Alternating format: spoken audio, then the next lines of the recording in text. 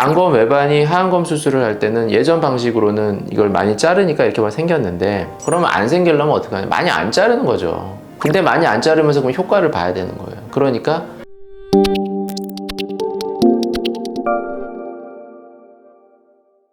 안녕하세요. 상담 오선생의 오선생입니다.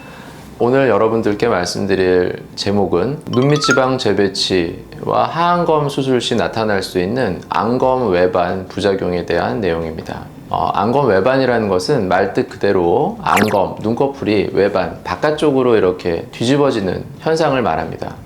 쉽게 말해서 눈밑 수술했는데 눈꺼풀이 이렇게 되는 거예요. 이렇게 눈꺼풀이 이렇게 뒤집어져서 속에 빨간 살 보이고 굉장히 사실 보기가 싫고, 제일 걱정이 하여튼 눈 뒤집어질까봐 걱정이라고. 정도가 심하지 않을 수도 있어요. 안검에 막 이렇게 대놓고 뒤집어지는 경우는 사실 별로 없고, 살짝 당겨지는 느낌이라든지 아니면 이 눈꺼풀이 안구랑 이렇게 딱 붙어야 되잖아요.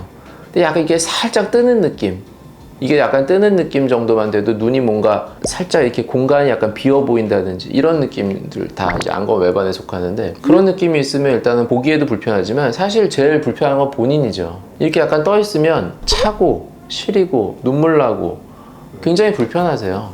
이 하안검 수술할 때는 이 안검 외반에 대해서 굉장히들 이제 걱정들을 많이 하시는데, 눈 밑에서만 그러면 안검 외반이 나타날까요? 위에서도 나타날까요? 사실 위에서 나타나기 힘든 게, 위에는 이렇게 웬만큼 잘라도 계속 밑으로 내려가요. 우리 중력 있잖아요. 그러니까 중력 때문에 계속 밑으로 내려가거든요. 그러니까 위에서는 이거를 뭐 많이 자르고 이렇게 해도 그래도 밑으로 내려가요. 그리고 나이가 들수록 점점 내려가고, 그러니까 눈꺼풀을 정말 웬만큼 정말 무지막지하게 막 잘라내거나 이런 일을 하지 않는다면, 막 너무 막 덜 감기고 이런 거 때문에 불편하신 분들은 사실 많지 않아요. 그리고 그런 분들이라도 점점 이게 점점 덮이거든요. 근데 밑에는 밑으로 당겨지면 결국 이 눈 쪽과 계속 멀어지는 거잖아요. 특히 하안검에 있어서 안검 외반을 이제 주의해서 수술을 해야 되는 거고요. 그러면 먼저 눈밑지방 재배치를 할 때도 안검 외반이 나타날 수 있을까요? 가능성은 있는데 사실 쉽진 않죠. 눈밑지방 재배치라는 수술은 아시다시피 근육보다 더 뒤로 들어가서 이 지방을 재배치하는 수술이니까 겉에 있는 피부랑 근육을 건드리지 않죠. 이 속을 이렇게 웬만큼 막 수술을 해도 이 겉에 있는 부분이 이렇게 당겨지거나 이러긴 쉽지가 않겠죠. 이걸 안 건드리니까. 그래서 사실 눈밑지방 재배치만 했는데도 만약에 안검 외반이 생겼다, 이건 정말 특수한 경우예요. 그러니까 정상적으로 수술을 했는데 그런 일이 생기기는 정말 힘들고요. 만약에 이 수술을 하는데 뭐 근육 쪽으로 어떻게 잘못 건드렸다든지, 뭐 앞쪽에 어떤 상처를 낸다든지, 뭐 이래서 이제 이 부분이 조금 유착이 되고 구축이 생기고 뭐 이래서 생길 수 있을지 몰라요. 아무리 그래도 잘라내는 부분이 없기 때문에 눈밑지방 재배치 수술을 통해서 안검 외반이 생기기 힘들고요. 결국 가장 중요한 이 안검 외반의 하이라이트는 이제 하안검이죠. 하안검과 안검 외반, 이게 두 개가 항상 옛날부터 이제 같이 오는 거예요. 근데 하안검이라는 수술이 예전에 좀 간단하게 이제 하안검을 하던 방식은 정말 눈밑이 피부가 처지니까 피부만 자르고, 그 다음에 속에 지방이 좀 많으니까 지방만 좀 제거를 하고 그냥 끝냈다, 이런 방식의 수술에서는 이 피부를 얼만큼 잘랐는지가 사실 이 결과에 있어서 굉장히 중요한 그런 비중을 차지해요. 피부를 많이 자르면 자를수록 당연히 처지는 부분이 많이 교정이 되니까 결과가 좋게 느껴지거든요. 그러다 보니까 많이 자를 수밖에 없는데, 이걸 많이 자르면 어떻게 되겠어요? 이게 많이 자르니까 이렇게 뒤집어진다고요. 또 너무 많이 자를 수도 없어요. 그러면 또 좀 덜 자르면 하고 났는데도 여전히 좀 주름도 있고 처진 느낌도 있으니까 효과가 좀 덜해요. 이런 악순환이 생기는 거죠. 그래서 예전의 방식대로 수술할 때, 저도 사실 고백하자면 처음에는 그런 방식으로 수술을 했어요. 아주 옛날에. 하안검 수술이 생기면 이게 하기가 싫은 거예요. 정말 심하신 분들은, 불룩하고 막 많이 처진 분들은 눈밑지방 불룩한 것만 조금 줄어들고 피부만 조금 줄어들어도, 처진 것만 조금 잘라내도 뭐 그걸로 만족하시는 분들도 너무 많아요. 근데 안 심하신 분들이 있어요. 처짐이 조금 있고 지방도 조금 있어요. 이런 분들이 힘들어요. 그런 분들은 예전 방식대로 이제 수술하면 피부를 많이 자르기는 좀 그렇고 지방도 많이 빼기도 그래요. 그러면 이제 수술하고 났어요. 그러면 변화가 크지 않은 거예요. 효과가 적은 거예요. 지금 하는 방식의 수술 방식으로는 뭐 피부도 막 당겨주면서 이렇게 탄력도 생기고 이렇게 골 밑에 이제 눈물고랑 눈밑고랑도 막 펴주고 이러니까 확 좋아지죠. 그런 분들조차도.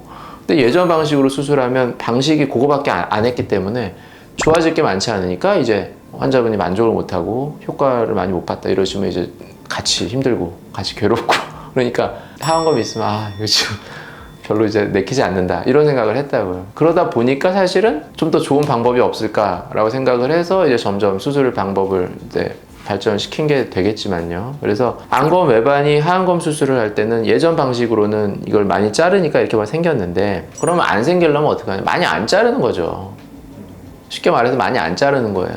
여유 있게. 근데 많이 안 자르면서 그럼 효과를 봐야 되는 거예요. 그러니까 눈밑 지방을 재배치를 하고 그 다음에 이 근육을 당겨주고 이걸 이제 외양각 고정이라 그러죠. 그러고 피부는 최소한으로 자르고 이런 방식들을 사용하는 거고요. 만약에 이제 눈밑 모양을 더 좋게 하려면 이 고랑이 아래쪽에 이 수프라는 지방이 있다 그랬잖아요. 그 지방도 약간 이제 살짝 끌어올려주면 이 눈밑 고랑까지의 어떤 그 거리가 조금 짧아지면서 살짝 더 젊어 보이는 느낌이 나요. 그러니까 그런 방법들을 써서 어쨌든 눈밑이 젊어 보이고 이뻐 보이고 효과를 가져오면 되는 거잖아요. 그런 방법들을 사용을 해서 눈 밑의 피부는 이제 최소한으로 자르고 이런 방식을 쓰면 효과가 좋기 때문에 이제 큰 문제가 없는 거죠. 그리고 외양각 고정술을 하면 아무래도 이렇게 좀 당겨지는 그 눈 밑의 근육을 당겨주는 효과가 있기 때문에 밑에서 약간 이렇게 눈꺼풀을 좀 받쳐주는 그런 역할을 해요. 그래서 눈이 이렇게 쉽게 뒤집어지는 걸 좀 막는 효과는 있는 것 같고요. 근데 아무리 이 외양각 고정을 잘해도 피부를 많이 자르면 버틸 수가 없어요. 이 피부가 상처가 아무는 과정에서 이 오그라드는 힘이 생기거든요. 그런 오그라드는 힘이 이거를 아무리 이렇게 외양각 고정을 해놔도 그 힘이 훨씬 세요. 그래서 이거가 피부가 모자르면 다 뒤집어져요. 그러니까 많이 안 잘라요. 정말 최소한으로만 자르고 다 당겨놓고 고정해놓고 그래서 남는 만큼을 자르는 거예요. 근데 이게 소프 리프팅을 하고 외양각 고정을 해놓으면 사실 피부가 좀 많이 남게 돼요. 아래쪽을 이 밑에 걸 끌어올리기 때문에 생각보다 이 위에 남는 부분이 많이 생겨요.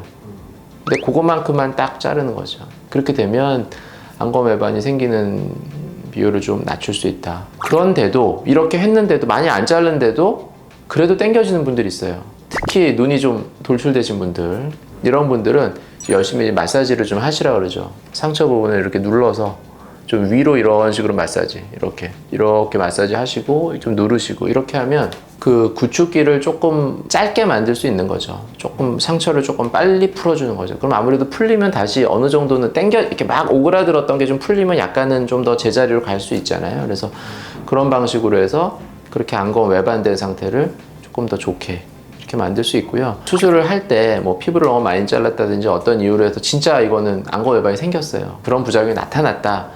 이러면 이제 이거에 대한 어떤 교정을 해야 되겠죠. 안검 외반을 교정을 하려면 보통 이제 피부가 모자르는 상태에서는 사실 수술하기가 굉장히 힘들어요. 사실 시기를 그러면 언제 하는 게 좋으냐? 조금 피부가 여유가 생길 때 하는 게 일단은 좋겠죠. 1년이고 2년이고 좀 오랜 기간이 지나더라도 조금 여유가 생기는 게 좋고, 조금 나는 급하다, 많이 급하다 그럴 때는 한 가지 고려할 수 있는 게 이제 아래쪽을 올리는 거예요. 이 눈꺼풀에 피부가 없던 경우라도 이거를 좀 올리면 약간 여유가 생기죠. 그래서 그만큼을 다시 외양각 고정을 통해 올려준 다음에 위의 상태에서 맞춰서 이렇게 봉합을 해주면 어느 정도 교정이 돼요. 그리고 이건 이제 수술적인 부분이긴 하지만 안검 외반이 생긴 경우에 있어서 또 한 가지는 구축이 된다 그랬잖아요. 그러면 안에 있는 그 조직들이 수술해서 이렇게 벌려가지고 그 수술했던 부분이 굉장히 꽉 조여 있어요. 그럼 수술할 때 가장 중요한 거는 이 조여있는 이 어떤 일종의 흉 조직이죠. 흉터 조직이 속에 이제 있는 거예요. 이 오그라들어 있는 상태를 하나하나 다 이렇게 되게 이렇게 그 후리하게 풀어주는 거예요. 다 하나하나. 그걸 이제 박리한다 그러는데 이 박리를 잘해야 돼요. 그러니까 원래 있던 그 층대로 하나하나 잘 박리를 해서 이렇게 부드럽게 당겨지지 않게 그렇게 만드는 게 가장 첫 번째고, 그 다음에 이제 뭐 외양각 고정이든 수프든 이렇게 하는 거죠. 그냥 요거를 조금 하고 이렇게 어떻게 하려 그러면 절대 안 돼요. 그래서 수술을 할 때는 정말 신중하게 잘 이제 해야 된다 이런 말씀드리고, 안검외반이 뭐 심한 경우에는 사실 여기에다 이제 피부 이식을 하는 경우도 있어요. 사실 다른 얼굴에 뭐 다른 부위에서 이렇게 가져온다든지 뭐 귀 뒤라든지 뭐 이런 데서 다른 부분에서 아니 뭐 눈꺼풀 이렇게 상안검 수술을 같이 하면서 자른 피부를 가지고 와서 뭐 이 밑을 좀 메꾼다든지, 이게 같은 눈꺼풀이니까 좀 색깔이나 그런 질감이 비슷하거든요. 그래서 뭐 그런 경우까지도 있어요. 우리가 보통 이제 접하는 경우에 있어서는 구축된 상태를 잘 풀어주고 그렇게 하안검 재수술을 통해서 안검외반 어느 정도 교정할 수 있습니다.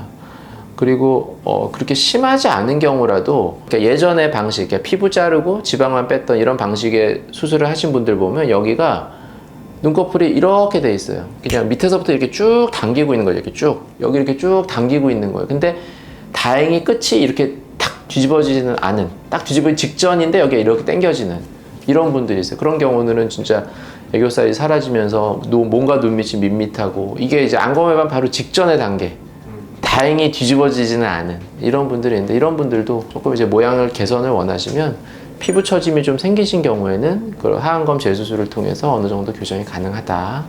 네, 그렇게 보시면 되겠습니다. 지금까지 눈밑지방 재배치 그리고 하안검 수술 시 나타나는 그 안검 외반 부작용에 대해서 말씀드렸습니다. 더 궁금하신 점 있으시면 댓글 남겨주시면 제가 답변 달아드리도록 하겠습니다. 지금까지 상담 오선생의 오선생이었습니다. 감사합니다.